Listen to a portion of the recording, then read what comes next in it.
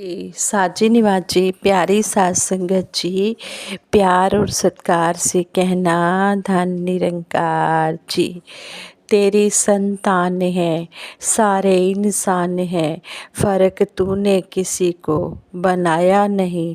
क्यों है ये नफ़रतें, क्या हुआ है इन्हें, वैर करना तो तूने सिखाया नहीं। सतगुरु निरंकार दातार तो हमें हर पल यही सिखाते हैं कि हमने हर एक से प्यार करते चले जाना है। हर एक जो भी इंसान है वो इस परमपिता परमात्मा की संतान है, इसलिए हमने हर एक का आदर सत्कार करना है। हर एक में इस परमपिता परमात्मा की ज्योत देखनी है। हमने पाप से डरना है, पापी से नहीं। इसी प्रकार की दासी आप जी के चरणों में महात्मा ईसा जी की एक कहानी लेकर आई है, आप जी प्रवान करें। साध संगत जी कहते हैं महात्मा ईसा उन लोगों के साथ भी प्यार करते थे जिन्हें यहूदी धर्म गुरुओं ने पापी करार दे रखा था। उनके इस आचरण पर धर्म गुरु टीका टिप्पणी भी करते, लेकिन महात्मा ईसा उनकी परवाह ना करते हुए अपने प्यार द्वारा बुरे कहलाने वाले लोगों का भी सुधार करने में लगे रहे। धर्म प्रचार के दौरान एक बार महात्मा ईसा चरीहो नामक नगर में पहुँचे। वहाँ जक्कई नाम का एक आदमी रहता था। जक्कई एक गवर्नमेंट ऑफिसर था। वह फौरन गवर्नमेंट के लिए पब्लिक से टैक्स लिया करता था। वहाँ की पब्लिक उसे अच्छी नज़रों से नहीं देखती थी। जब जक्कई को चरीहो में महात्मा ईसा के आने का पता चला तो उसके मन में उनके दर्शनों की इच्छा जागी। जब महात्मा ईसा उसकी चुंगी के आगे से गुजरे तो वह भी उन्हें देखने के लिए गया। एक बड़ी भीड़ ने महात्मा ईसा को घेर रखा था। जक्कई का कद बहुत छोटा था। छोटे कद के कारण वह भीड़ में से महात्मा ईसा को देख ना पाया, पर महात्मा ईसा के दर्शन करने की उसकी इच्छा बहुत तीव्र थी। उसने कुछ देर सोचा, फिर वह उस रास्ते पर जिधर से महात्मा ईसा ने जाना था दौड़कर काफ़ी आगे पहुंच गया। वहां एक पेड़ था। वह उस पेड़ की एक टहनी पर बैठकर, एक शाखा पर बैठकर महात्मा ईसा का इंतज़ार करने लगा। उसकी महात्मा ईसा से मिलने की बहुत इच्छा थी, मगर मन ही मन वह डर भी रहा था। वह सोच रहा था, मैं एक बदनाम आदमी हूँ। फौरन गवर्नमेंट के लिए टैक्स वसूल करते समय मैं यहाँ के लोगों पर कई तरह की सख्तियाँ करता हूँ। लोग मुझे बिल्कुल पसंद नहीं करते, वे मुझे पापी कहते हैं। मेरे जैसे आदमी से महात्मा ईसा कहाँ बात करेंगे। ये सब सोचने के बाद उसके मन में महात्मा ईसा से मिलने की प्रबल इच्छा थी। कुछ देर के बाद महात्मा ईसा अपने श्रद्धालु भक्तों की भीड़ के साथ उस पेड़ के पास पहुँचे। जब उन्होंने जक्कई को पेड़ पर बैठे देखा तो वह बड़े प्यार से उससे बोले, जक्कई जल्दी नीचे उतरो, आज मैं खाना तुम्हारे घर खाऊंगा, चलो जल्दी चलें। महात्मा ईसा की बात सुनकर जक्कई बहुत खुश हुआ। खुशी में नाचता हुआ वह महात्मा ईसा को अपने साथ अपने घर ले गया। यह देखकर यहूदी धर्म गुरुओं ने महात्मा ईसा को बहुत बुरा भला कहा। वे कहने लगे, जक्कई तो पापी है, वह फौरन गवर्नमेंट के लिए हमसे टैक्स वसूल करता है। ऐसे पापी के घर जाने वाला व्यक्ति धर्मात्मा नहीं हो सकता। महात्मा ईसा को जक्कई के घर नहीं जाना चाहिए। महात्मा ईसा ने उन लोगों की बातों को अनसुना कर दिया और जक्कई के घर जाकर उसे प्रभु भक्ति का उपदेश दिया। महात्मा ईसा से दीक्षा पाने के बाद जक्कई को सभी अपने भाई लगने लगे। उसे पता लग गया कि सब लोग एक ही निरंकार प्रभु की संतान हैं, इस नाते सभी भाई भाई हैं। ज्ञान की नज़र मिलने के बाद उसे अपने कामों पर बहुत शर्म आई। उसने अपने कामों की महात्मा ईसा से उसने अपने बुरे कामों की महात्मा ईसा से माफ़ी मांगने के बाद अनाउंसमेंट की कि मैं अपना आधा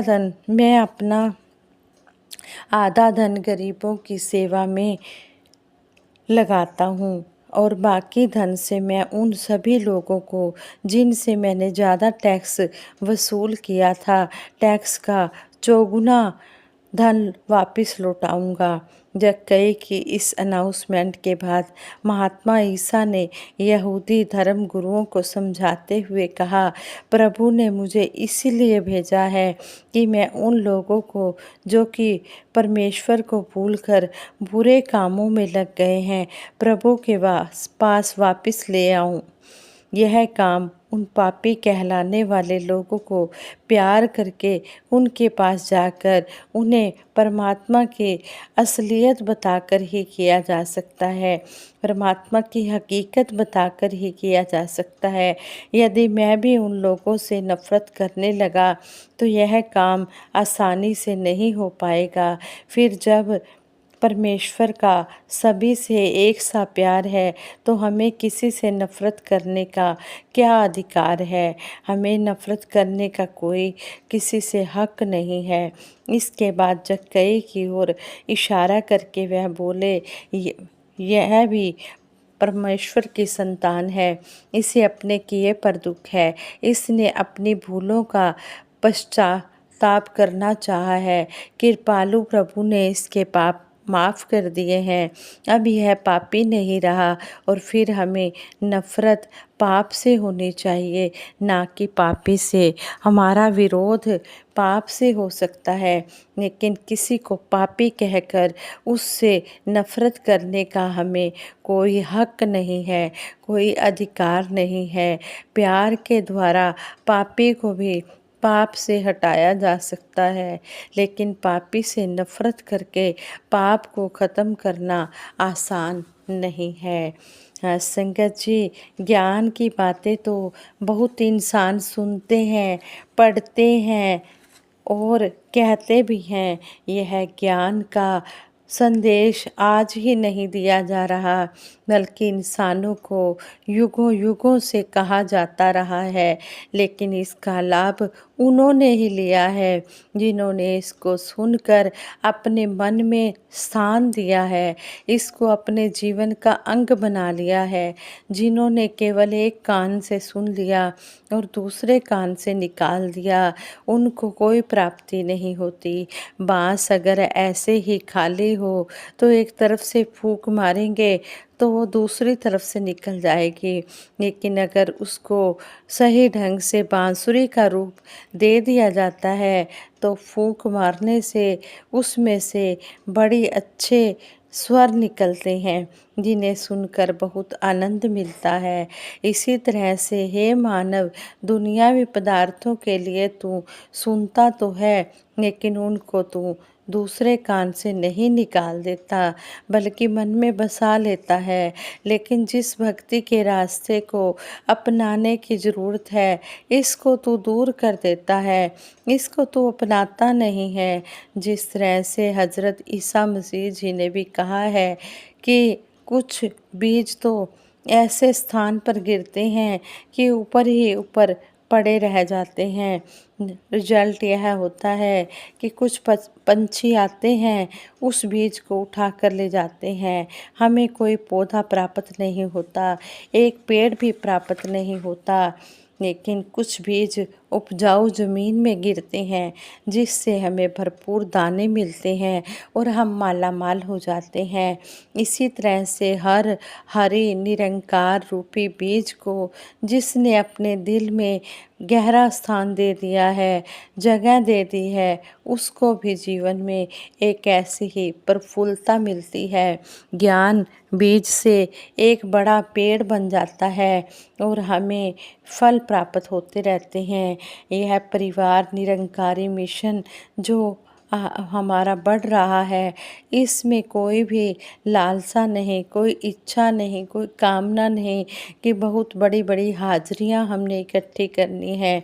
इसके पीछे एक ही उमंग है कि यह जो सत्य का पैगाम है, यह घर घर तक हर इंसान तक पहुँचे, हर एक मानव तक पहुँचे, हर एक मानव इससे कल्याण, हर एक मानव का इससे कल्याण हो, हर एक की तृप्ति हो, संतुष्टि हो, सभी को संतोष मिले।